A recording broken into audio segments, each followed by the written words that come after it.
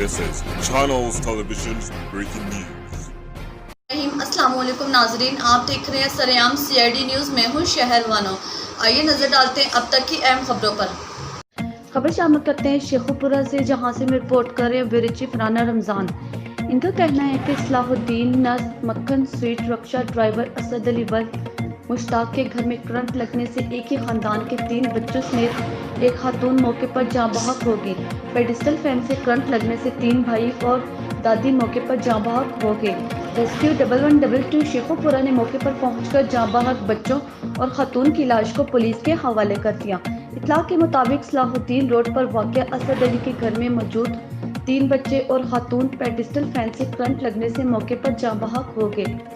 اسد علی کے مطابق جب وہ گھر پہنچا تو تینوں بچوں سمیت والدہ کے اوپر پیڈسٹل فین گرا ہوا تھا اور بچوں سمیت والدہ موقع پر جاں بحق ہو گئی تھی۔ مزید اپڈیٹس کے لیے ہماری ویب سائٹ وزٹ کیجیے www.saryamcidnews.com۔